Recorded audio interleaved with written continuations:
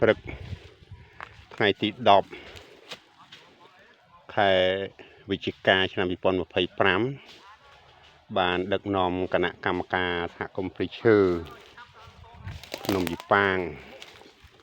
ស្រុករតនមណ្ឌលខេត្តបាត់ដំបងមកនាំគ្នាវត្តស្មៅដើម្បីត្រៀមការពារភ្លើងព្រៃនៅរដូវប្រាំងខាងមុខនៃចង្ការកសិរូបកម្មដាំកូនប្រេងខ្យល់ដល់អញ្ចឹងទៅ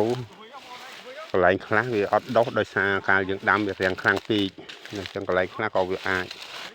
ដុះគ្រប់គ្រួលប៉ុន្តែមិនបោះបង់ដោយសារយើងនៅតែថែរក្សា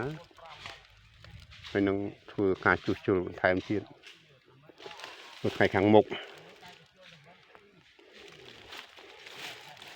នោះនេះវាជាលទ្ធផលដែលយើងគ្រប់គ្រងដែនព្រៃសហគមន៍ហើយនឹងដាំដុះបំពេញបន្ថែមធ្វើម៉េចឲ្យបានជាម្លប់ធ្វើម៉េចឲ្យបានជាឈើមកសិនព្រោះទីតាំងនេះវាថ្មខ្លាំងពេកដល់អញ្ចឹងយើងមិននឹងថាបានស្អីមកជួសមានតែយកប្រេងខ្យល់មកដាក់ជំនួសឲ្យឈើផ្សេងដើម្បីកុំឲ្យវាឆ្លាស់ពេកកំពីទំពេកនឹងឆ្លៀតធ្វើបានម្ដងតិចម្ដងតិចណាមួយកម្លាំងគណៈកម្មការស្ដីចាស់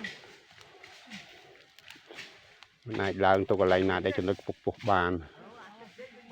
អានេះលទ្ធផលដែលយើងទៅដាំវគ្គមុនតែវានេះសេះសល់ប៉ុណ្ណឹងអញ្ចឹងវា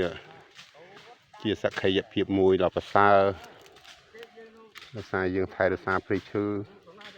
ដែលនោះសេះសល់ផងយើងដាំបន្ថែមខ្លះផងតាមលទ្ធភាពសំខាន់ដោយសារយើងមិនសូវមានថវិការោមិនបានមានអ្នកដែលមានចំណាប់អារម្មណ៍ស្រឡាញ់ព្រៃឈើណាមួយទៀតមានតែអ្នកបំផ្លាញសម្រាប់អ្នកដែលស្រឡាញ់វាតិចអ្នកដែលបំផ្លាញវាច្រើនវាឲ្យវាបាក់ប៉ុន្តែនៅឲ្យចោះបានប៉ុណ្ណាយកប៉ុណ្ណឹងគ្រាន់បើយើងអង្គុយមើលយើងមកធ្វើដែរលោសកម្មភាពថ្ងៃនេះមកបានគ្នា7នាក់គណៈកម្មការ13ទាំងបំរុងដោយសារគាត់មានរវល់ខ្លះក៏មានតរៈជីវភាពមិនអនុញ្ញាតត្រូវចេញប្រតិបត្តិការទៅរកចំណូលដើម្បីទ្រទ្រង់ជីវភាពវានេះជាប្រឡោះមួយនៅក្នុងប្រឡោះព្រៃឈើនេះជាកូនប្រេងខ្យល់ដែលយើងបានដាំសាមុនឃើញថាវាឡើងខ្ពស់ហើយ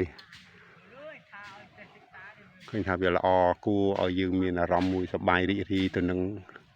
ព្រៃឈើដែលយើងបានបង្កើតឡើងទោះបីវាមិនមែនជាដើមឈើ